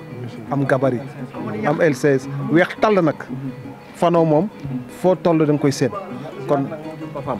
Ziad moo jur papaam directement papaam doomu Ziad la Ziad lañ jël boole koog doomi Abdou Fall papaam juddu côté yaa ji tamit Awa Mbodj moom xam nga ne femelle fa lay am nga boole koog Lamine ñu jur doom bu góor nga tegaat ko ci doomu Abdou Fall bu jigéen yaa am juddu yaa am di sëtu Abdou Fall papaam sëtu Abdou Fall ñu boole leen mu ñëw ñibbi directement ci Abdou Fall bi. xam nga tey dafay indiwaat recherche bi ñuy def rek ñoom ak perfection bi c'est-à-dire que ñoom yemuñu rek te taxawuñu benn place. c'est-à-dire que ñoom dañuy benn remise en question boo xamante ne la ñoom tout le temps si la ñuy nekk. moo waral seen résultats yi ñuy indi du ñu taxaw benn place. parce que li may wax man toujours mooy élevage képp ku ci taxaw di réfléchir dañ lay raw képp ku dul anticiper dañ lay raw sooy réfléchir da ngay réfléchir di daw mais boo taxaw di réfléchir sax dañ lay raw. mais Amadou Mbaye de loin foofu nga taxaw noonu maal bi dafa mel dafa la impressionné yaa ngi wax bi ñu commencé tudd pédigree bi dafa mel ni da nga xam ay waajuram bu baax a baax.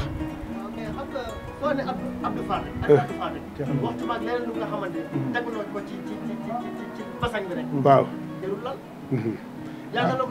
yow it jàkkaarloo ko foofu xar mi. fonk de loin lan nga ñu ci mën a wax. yaakaar basang bi rek ñëpp toog ci.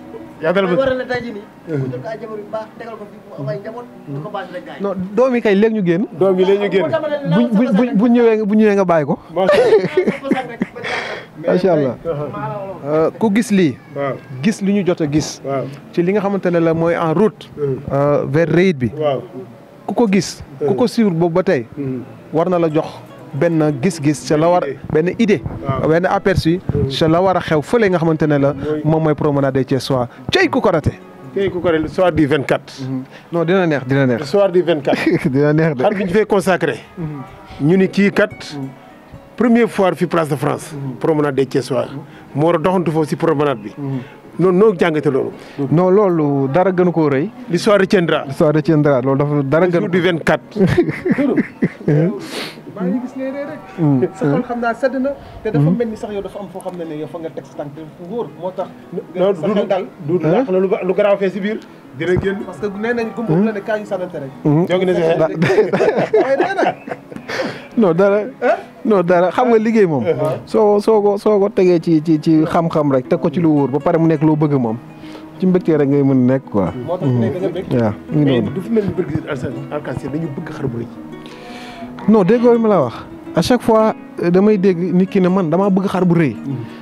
à chaque fois sama papa bu déggee loolu daanoo mais bu daan la tamit mais bëggoo xar bu gàtt de.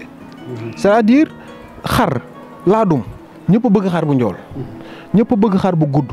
ñëpp bëgg xar bu rëy ñëpp bëgg xar bu rafet foo koy jaar nag. tey est-ce que mën nga résumer tey. bu ñu ko mënee résumer tey. ci niveau bi ñu toll. ci stade bi ñu toll tey. donc mën nañ ko résumer en 3 choses. mooy laadum day njool. gudd. rëy. rafet bi c'est aléatoire. non c'est pas aléatoire. ci la bokk. danka naan nag moo tax tamit dafa am ordre de priorité. man xar boo ma nee lu ci njëkk dama naan la njool lu ci topp dama naan la gudd lu ci topp dama naan la rëy dama naan rafet a mujj man loolu laa jàpp rafet moo mujj ci xar man tey su ma gisee ku jug sax ne rafet laa njëkk liggéey je me pose des questions parce que je me dis bu ñuy classé mooy 4e wala 5e ci li ñuy ut ci xar te tey man je me dis xar su yoree bopp ordinaire sax yor hauteur bâtonnier yor LCS su Bagdad ñëpp a koy daw song te xar mën naa rafet tey. tollul nen moo tax sama benn waay fan yii la pass dañuy waxtaan mu ne ma dama bëgg xar mu rafet ma ko dama yari bali woro waaw. lii de neex na si xol de lii de kër bu nekk moo jël box bu nga xamante ne jàkkaarloog ay maal yu gàtt. jël ko. maa la waxoon sooy dem farlu moom. fexeel box yi wéyul ah. tey dafa mel ni Mbaye Amadou Mbaye bu ñu rey waaye Amadou Mbaye. mais Mbaye. waaw dafa mel ni tey gis nga ko fi ñu commencé. waaw xam nga tey. Amadou Mbaye kii rey quoi. feebar bu jaaw nag man. wala li ma la wax rek. xam nga Doudou li ma jaaxal mooy. maal bi xaw na la yëngal tuuti nga risité ko. mais ma gis femelle baa ngi bëgg a yóbbu. non day naxante même gis nga tey dañu jaxase ordre bi ah. waaw Mbaye. waaw tey gis nga niñ ko tëralee. waaw gis nga tey bii ñëwee arc-en-ciel. gis nga tey dañu indi mâle bu mag. teg ci femelle bu mag. waaw tey mu wóor na ne tey dañu jaxase ordre bi. par rapport ak ni ñu doon doxalee tey. waaw loolu yëpp mu nekk ci spécificité boo xamante ne la. tey moom arc-en-ciel tey ñoom noonu la ñuy doxee. gis nga tey femelle bii ñu indi nii tey. femelle la boo xamante ne la comme ni ñu koy waxee rek femelle de plaisir. de plaisir franchement parler c'est une très belle femelle macha allah femelle boo xam ni trois fois kàlla. mais Doudou tey. ci xam-xam rek teg ko ci femelle bii. mooy ban femelle ak nu mu tudd. waaw kii nag mooy Caroline Caroline nekk ci sët ci Zlatan ak Bachir ak Aminata Mbengue. waaw moom aussi je pense que kenn dootu ko kii parce que tey foire raid bi passé moom moo jël deuxième ci espoir yi. par la suite ñu demaat ak moom sectoriel ak benn portée mu dem def fa 104. fu mu toll nii nag adulte na carrément. dinañ ko indiwaat ci foiru Thiès bi. comme que en tant que femelle adulte mu ñëw compétir en tant que femelle adulte. te am nañ ci yaakaar bu baax ne record hauteur dina wàcc. dina wàcc parce que boo xoolee ni taxawee nii rek xam nga man gàttuma. te gis nga fi ma xaw a jigee. daanaka yi waaw. yaa ngi ngaa dem ci xar. waaw di taxaw di xool. waaw naan damaa gàttuma. waaw waaye fi mu toll nii xar mi am na fu mu la toll. xar bi jig moom laa xam nii de. fi mu toll nii de moom yéeme na de en tout cas si femelle. bariwul nag lu may arrivé. mbay liggéey rek a wóor. xam nga liggéey rek moo wóor. parce que tey soo liggéeyee teg ko ci ni fi nga ko war a teg. mu nekk lu dëggu. soo paree ci liggéey bi. wala soo génnee. liggéey indi teg. nit ñi bu ñu gisee dinañ nangu sa liggéey. parce que aujourd'hui tey loolu moo fi nekk ci élevage bi tey c'est vrai coow li bari na. mais tey am na ñoo xam te ne ñi ngi liggéey. te ba pare ci seen liggéey teg na am na fu ñu ko teg. ba pare am na constance aussi. tey boo duggee ci ñoom wala nga taxaw ak ñoom ñu wax la loo xam te ne la loo war a mun a dégg la parce que tey dafay non seulement da ngay liggéey mais da ngay xam fi nga jëm. ba suñ la laajee nga war a mun a expliquer tey yow lan mooy sa projet tey fan nga jëm. comprendre ak li nga réaliser gum. li nga liggéey li ngay def fan nga ko teg parce que pour man loolu moo gën a am solo mais ñu lay laaj doo xam sax li ngay wax maanaam da ngay non lii fii lii laa jënd fii lii laa def nii. donc mooy li nga wax ne parce que Doudou boo koy dégg muy wax sa sànq wax na loo xam ne bariwul du ko éleveur di wax su ma doon classé lii lay classé critère bi bii deuxième bii troisième bii quatrième mu nekk loo xam ne sax bi nga koy wax dama ko toog di ko déglu mais bariwul du ma koy gis éleveur mais dul tey femelle bi boo ñu ko doon càmbaral tey mën nga ñu gën a wax ci pédigrém ci côté papaam aussi tamit sori ci gën cee xóotaat. waaw boo xoolee grand sëriñ papaam dafa juddu bergerie Galaya nekkoon benn jeune mâle bu nga xam ne dañ ko bëggoon trop parce que ñaar yi mu boole dañoo xamoon ne mënut a jur lu ndaw ñu toppoon ci nag yàlla def mujjuñ ci jot mu daanu prématurément ñu dem fa liñ doon jortu ci moom ñu gis mu jur ko fa moo tax tamit ñu xaru woon ko mu nekk biñ koy jënd ay 2 mois la am mais ñu jëndee ko sax mën naa ne liñ ko jëndee prix femelle yu mag yi ñuy coow lañ ko jëndee woon mbote bëri ne woon di fu dof la mais bi mu màggee tey dégg nañ ci li maalu champion yi di jar ci xaalis dégg nañ ko ci mën nañ téye prix rek kii moom. est-ce que fay ñu leen jox xaalis. non waaw. am na ko ci fayal. waaw góor gi kii demul bàyyi ko fi. yow du loolu am na. non presque demoon na ma. presque demoon lu ko teewaat non maa ci laxas jaan rek. léegi xamal naa yaa ci laxas jaan. jaan ñàngoor wala. non. for naa ci yeewu bi. benn ren lañ ci teg ak ñeent. déedéet. ëpp na loo wala benn ren ak ñeent for naa ko ci yeewu laa doon Mbaye c'est-à-dire que tey li ma jàngat aussi am na lu ma jàngat ci ñoom li ñuy liggéey ak ni ñu ko liggéeyee ak ni ñuy doxalee ba pare ci biir jàngat bi am na ci lenn loo xam te ne la dinaa ko ci poser comme question maanaam tey remarqué naa ne ñoom dañu def investissement bu am solo pour am xar yu am solo comprendre nga maintenant est-ce que am na retour d'investissement maanaam li ngeen investir ci xar yi tey est-ce que mun nañ jàpp ne tey recouvrer ngeen ko c'est-à-dire que amortir ngeen li ngeen ci investir. waaw élevage yi laa dum nag damay wax ni que xar mooy loo xam ne amul pertement parce que déjà gis nga passion mooy loo nga xam ne loo ci def xeeb ko di gis nga am na ñoo xam ne seen passion luñ ci dugal ci xaalis dootul génn mais élevage yu laa dum mooy passion bu nga xam ne loo ci def gisaat ko ci waaw loo ci def da nga ko ci amaat parce que xar bu baax parce que dañuy wax rek dañoo ne éleveur Sénégal yi am carte de membre laa wax de 5000 lañ 5000 éleveurs laa duñu am carte de membre xaru ndaanaan yi bariwuñu mooy crème bi ñëpp moom lañ bëgg kon nit da nga yor sa xaalis sax doo ci am kon nag boo ko amee pour nga valoriser jaay après liggéey la rek liggéey mu produiraat bu juddoo rek nga jaay ngeen jàpp ne xar yi vraiment gis ngeen ci seen bopp am ngeen ci lekk ngeen ci xaalis non xar yi waa ñu ci gis suñu bopp ñu ci sant yàlla. sant yàlla mais bala ñëw ni suñu troisième sujet Doudou ñi lay seetaan si Facebook bi ak YouTube bi. nga rappelé sa numéro en cas bu ñu la bëggee woo parce que Telegram bi am nañ ko ci. waaw numéro bi 77 la. 77 waaw. 403. 403. 95. 95. 61. 403 95 61. beneen bi 77. 77 waaw. 632. 632. 21 18. 21 18. 632 21 18. ak mooy bergerie arc-en-ciel. ci soxla ñaari numéro yooyu. loo fi soxla si sujet yi. boo ñëwee moom defe naa ni di nga gëm jël. xam nga xar moom bu amagul 2 ans xale la amagul xar boo xam ne amagul 2 ans kii fu mu toll nii bu génnee fii def jogante ji ci espoir yi. nga ne la kii daa pare jogante ji non non kii la espoir la. ah kii ñu ko mag. dafa pare jogante ba pare ba pare nga soog a laaj ma ne ñu ko mag ñooy dugg compétition espoir. Doudou nga ne xar bi espoir la. ah ay moroom ñu ngi dugg foire de dugg ci espoir. Doudou kii LCS bi yéeme na de. waaw boo xoolee nag LCS bi. du lu nga xam ne dafa ñëw hasardeusement quoi lu ñu liggéey la. fu mu ko tibbee fan la ko jëlee ji. lu ñu liggéey la. xam nga critère ko liggéey. moom laa koy wax sànq xam nga nit boo jugee damay jug nga ne damay dem liggéey critère. critère nag daa fam ni ñu koy liggéeyee. soo xoolee kii tey Soleil. Kumba Gawlo moo ko jur. Kumba Gawlo boole ñaari genu LCS yi gën a doy waar ci Sénégal. mooy Aïcha mooy Boy Séeréer. ñu pare ñu tegaat ko ci Lamine bi Boy Séeréer poussé moo fi ëppoon LCS ak ay 150 am kon tey Soleil nekk xar bu nga xam ne kenn dàq koo liggéey LCS ci Sénégal boo xoolee kii tey dañoo jël ñaari doomu Soleil. ñoom ñaan ñëpp ñu teg leen ci raan. seen doom yi juddu ñu croisé leen. da ngeen a jël ñaari doomu Soleil jox leen raan. waaw ñu am ay doom. ñu croisé ñaari doom ñu boole ñaari doom yi. donc double consanguinité ngay am fii. xam nga consanguinité dañuy wax ne que nit ñi naan baaxul dañ koo ragal nangam. sama papa daf may wax toujours ne ma. nit loo xamul xamoo ko. mu ne ma consanguinité mooy liy dëgëral laa doon.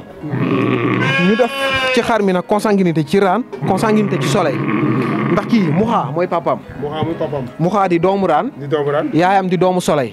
kon dafa jigéen a jëlaat. delloo jëwaat ko sa grand raan ba. waaw léegi ki yaay ji tamit.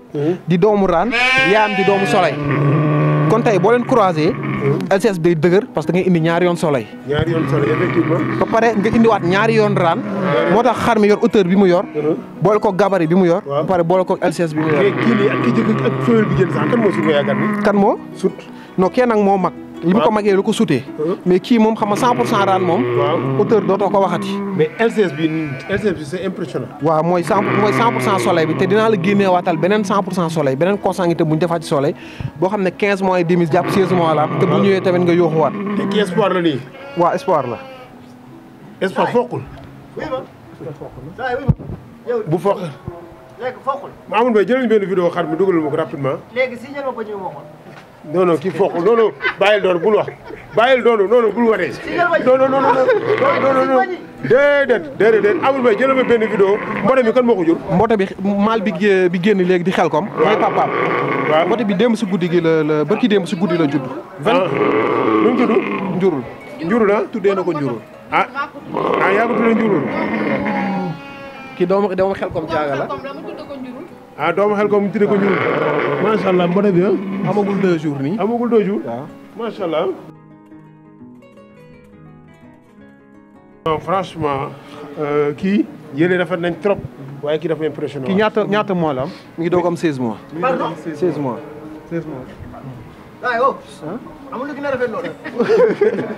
kii moom je pense que Sénégal ñëpp xam nañ ko moom. yaayam kii gën ñaata 16 mois. 16 mois yaayam nag mu tuddoon Xadi. nekkoon meilleur doomu Soleil ci kër gi. meilleur doomu Soleil waaw ñu jëloon ko nag. ne def ci def consanguinité dem jëliwaat beneen sët Soleil boole ko moom. kii dafa juddu samedi yaa ji dee dimanche. ñu jël ko di ko toppatoo. boobu juddu samedi yaa ji dee dimanche. waaw samedi dimanche. waaw. lu ko defar loxo lañ ko nampalee ba mu toll nii. ban façon meew. meew rek meew la ñuy jënd di ko jox. yaa ngi nampal deful dara nii. waaw mais nee naa am na secrétaire na nga ko wax nit ñi. waaw non mais Mbaye toujours ci jàngat bi rek bi may def sànq ba tey. espoir. man ci jàngat bi may def toujours rek. sànq Doudou mu ngi koy wax ci papam moom ni muy kilee xar. ni muy defaree xar.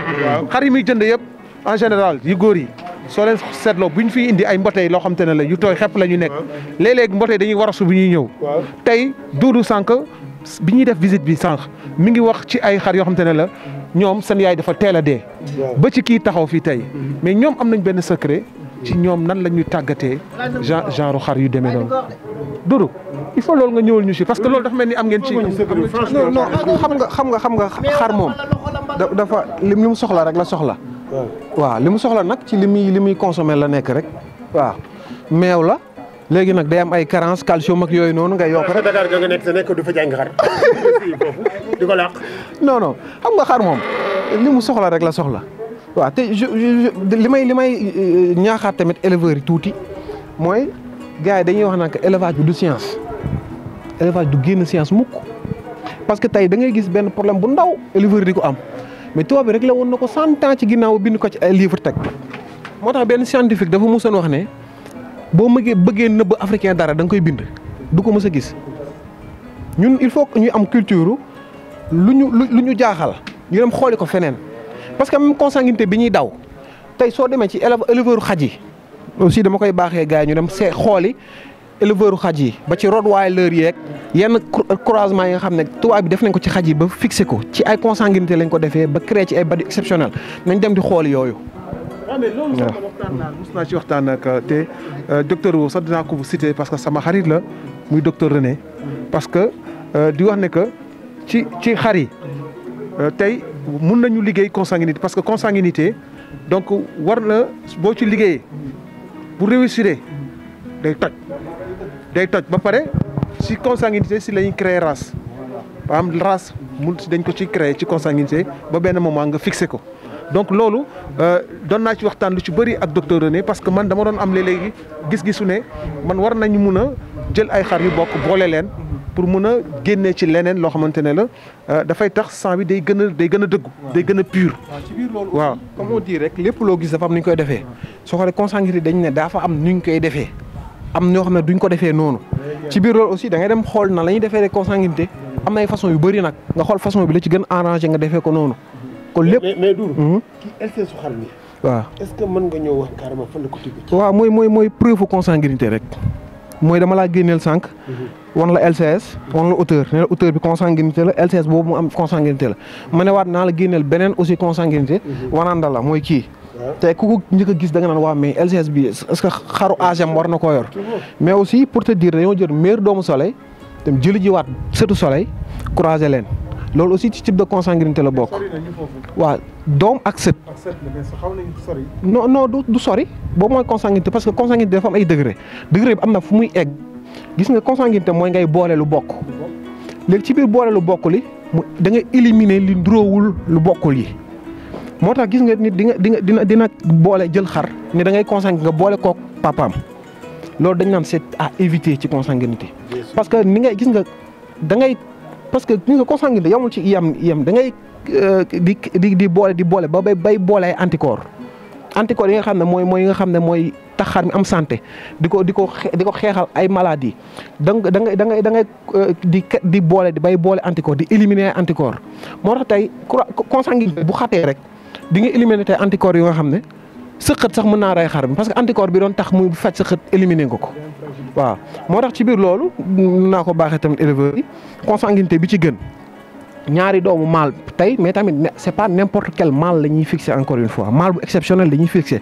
nga xool ci doomam yi am critères yu mel ne moom góor ak jigéen mais dañuy wax ne que booy fixer tey doomu raan tey nga ne da ngay fixer raan ñaari doom yi ngay fixer seen yaay yi war ñoo bokk dara day am côté boo xam ne dafa war a vide voilà nga jël raan ci boppam nga joxat ko sëtam mooy deuxième bi raan nga joxat ko sëtam loolu mooy deuxième kii bi wala lenn nga jël doomu raan ak sëti raan nga boole leen fixé foofu raan parce que tey day permettre mais aussi li ma ciy dolli mais tamit xar yi koy wër nañ doon aussi ay ndaanaan. bergerie bi ñu ñëwaat beneen maal boo xam ne bu impressionnant moom macha allah. kii moom soo ko xoolee xam ne am na lu am nga problème tey de. gaa yi am problème tey jii. non xar dafa naqaree tey. waaw xaaral téye ko parce que tey xar mi nag moom bañ na taxaw carrément. voilà il a fallu ma secondé ko. dimbali ko te teewul sa xar maa ngi ñuy yóbbu est-ce que doo ñëw nii téye ko. non ñi ngi appelé du doo ngi woote renfort ci xar mi non non Ousseynou kaay Ousseynou kaay dimbali ñu Ousseynou yow it kaay ngeen croisé loxo yi yow it saa waay xar maa ko yóbbu yow it Ousseynou am seen benn jàpp téel waaw téel ndax ñu turandoo turandoo bi d'accord turandoo xëy na boo ko téye dina dal comme sa turandoo Ousseynou waaw Ousseynou ma bàyyi mu dem de mën nga taxaw sa jàkkaarloo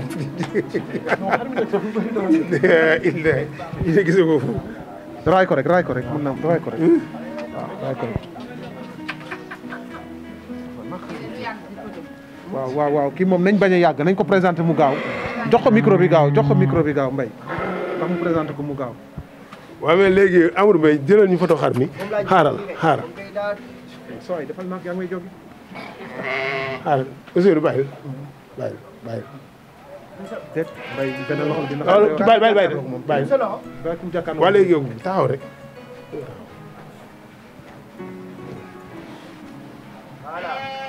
waaw da ngay gaaw nag Amadou Mbaye ñi ngi taxaw ba léegi ak si suñu 5e sujet waaw si je me trompe tey xar bi mooy kan waaw kii nag mooy Ousseynou. ki nga xam ne depuis 2000 et quelque 2001 2002 mu ngi fi. di gérer xar. moom lañ tuddee jeune mâle bi. en quelque sorte pour remercier ko. boo xoolee kii nag sëtu raan la. moom lañ fi téye ci ligne raan bi pour mu ñëw eggali liggéey bi. nekk xar bu ñu am yaakaar tamit. ndax gëm nañ ne. raan plus la quoi. waaw de par ses mensurations tamit. ñu ngi koy tëkkaleeg raan mais gis nañ da ko ëpp lu bëree bëri. waaw ci hauteur bi ci LCS bi lépp la koy ëpp te. nii mi ngi ci 11 mois mi ngi doog am 11 mois waaw. parce que aussi dina ñëw compétir si agneau yi parce que 11 mois et demi lay am ci biir foire bi. ci agneau loo koy fekk. waaw incha allah am nañ ci yaakaar waaw. mais Mbaye.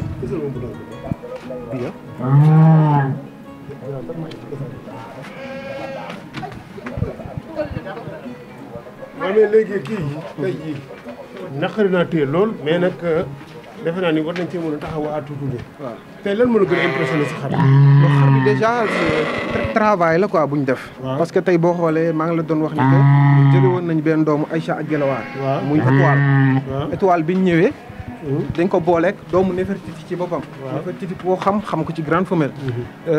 benn femelle juddu ci. tuddoon Adja Samb. nekkoon suñu meilleure femelle. yoroon aussi LCS bu doy waar. waaw moom aussi ñu taggaat ko ci raan. mu jur benn jeune mâle ñu tuddoon Tafa. je pense que raan juraatul lu toll noonu ba léegi. mu nekkoon jeune mâle bu ñu am femelle bi aussi ñu forcé ñu ci prix. mu jar loo xam ne femelle boobu je pense que xar. non bokkul ak Tafa dañoo bii dañ ko tuddee waa Tafa ki doomu raan la Tafa boobu doomu Soleil la. waaw bii doomu raan la. effectivement. léegi femelle boobu sax je pense que ba nii moo gën a cher ci femelle yi. ndax ni mu tolloon waaw. waaw dañ ko joxe mais ba mu ci amee doom bu góor boobu ci lañ décidé comme que ñi ngi ci sonal ñu bàyyi ko téye doom ji. doom ji nag malheureusement. guddul fan. kookoo sax tax ñu jaay mu xaar. moo tax ngeen jaay mu xaar waaw mais alhamdulilah. mais kii lañ ci am ci bu góor. am nañ ci ñett yu góor ak benn bu jigéen léegi kii nag moo ci moo fi taawam. dafay am ay traits de ressemblance ak raan te ku xam raan xam ne.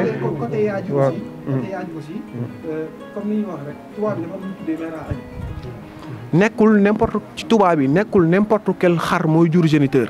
xam nga xar bi jur géniteur ñoom dañ koy homologué ne kii mère à agneau la. homologué takk ne mâle bii kat géniteur la homologué ko teg. léegi mère à agneau nag dafa am nu ñu koy tànnee. mais yow Dakar loo fay jàng loo fay liggéey. man droit laa jàng je suis diplômé en droit. droit ngay jàng wala lan. droit laa jàng c'est la am diplôme. droit kese ngay jàng. waaw. jàng ko ci xar yi dara. ah. yow non lu ma xam ci xar fii laa xamee.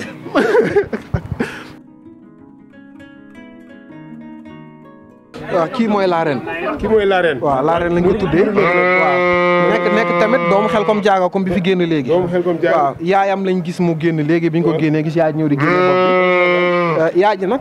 pour te dire rek ci li ma la wax sànq ne am ay grandes femelles di jéem a produire ay grandes femelles. Rahmouna nga xam ne kenn du ko présenté kenn ci Sénégal.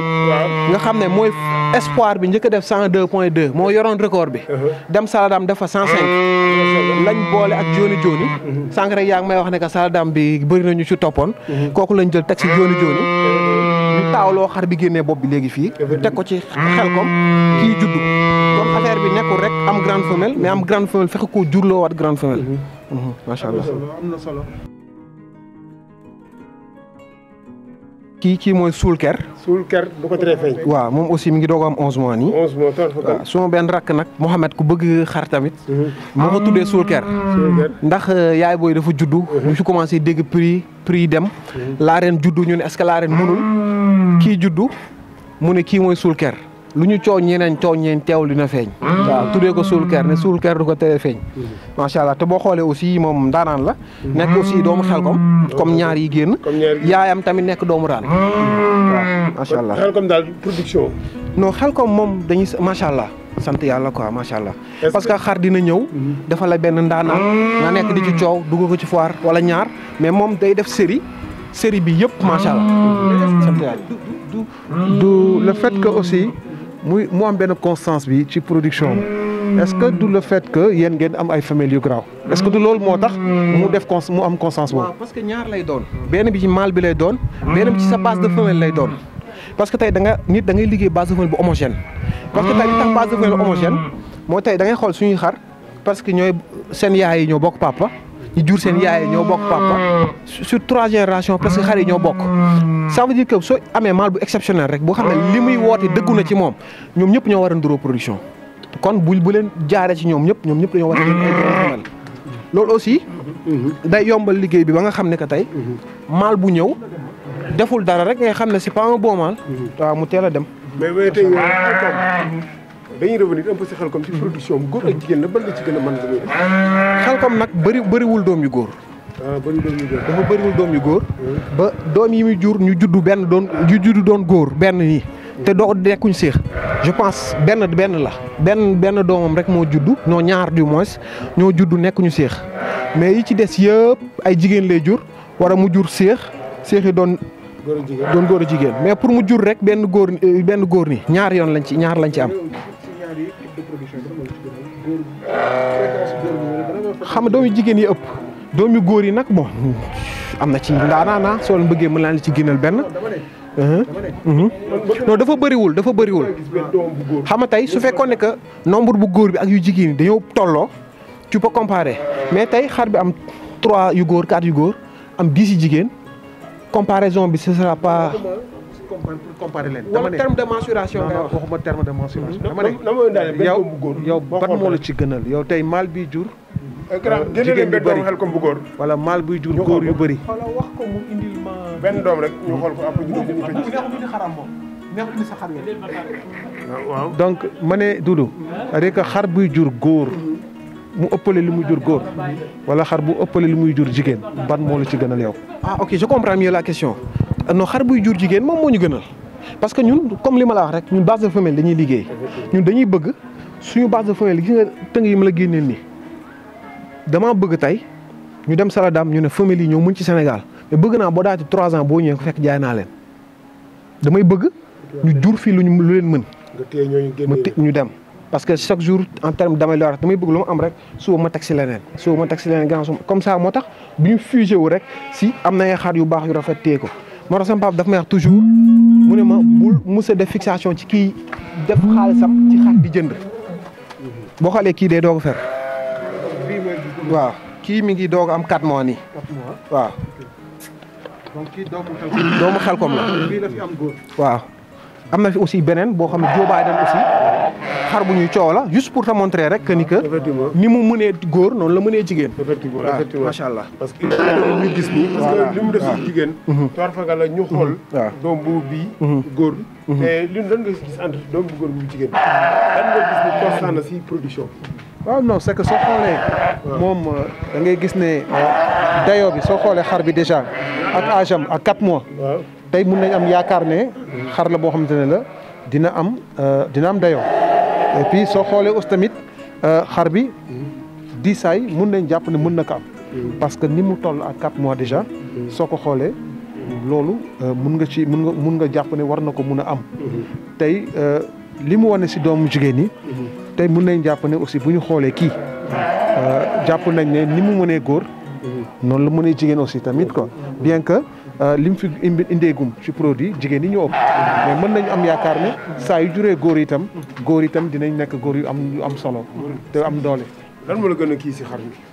non xar bi moom damay wax rek ni que xar bu complet la te bu mën liggéey la parce que déjà ci ay xaru maturation rek la génn xel comme dafa ñëw genre explosé ko mais tey boo xoolee kii ñu la yaayam doomu raan la déjà c'est quelque chose aussi ki jur yaayam nekkaat sët ci Gandhi nekk xaru maturation aussi nga xam ne du ay caaxaan quoi xam nga ku xoolee sax da ngay gis ne par exemple ñoom seen couleur bi ñu indi déjà voilà couleur blanche bi tey soo xoolee aussi nga xool béjjén yi gis nga à 4 mois gis nga béjjén yi fort day am doole loolu day wane nga xam ne am doole xoolal ab nooy xoolal tey tànk yi soo ko xoolee gis nga dafa am na yax effectivement nga xool aussi tam esthétiquement soo xoolee béjjén dañu symétrique comprendre ensuite béjjén yi dañuy weex soo ko xoolee dina am yax yu bëri nga xool genn bi aussi guddi na aussi ci particularité xel comme aussi ci particularité nga bokk en plus de maturation bi muy def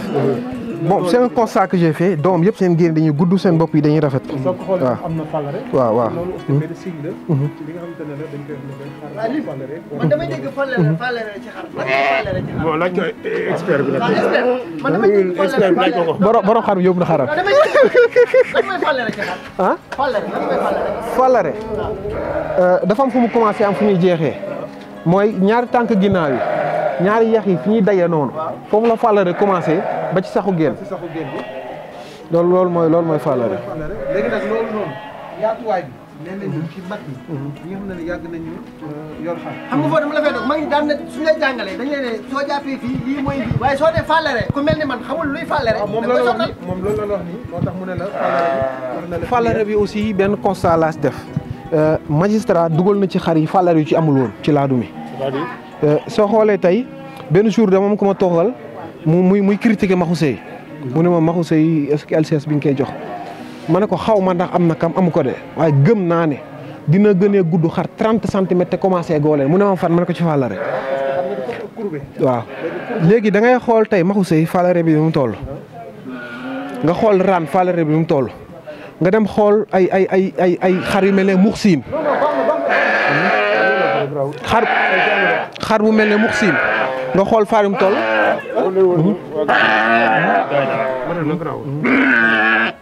Jóoba waaw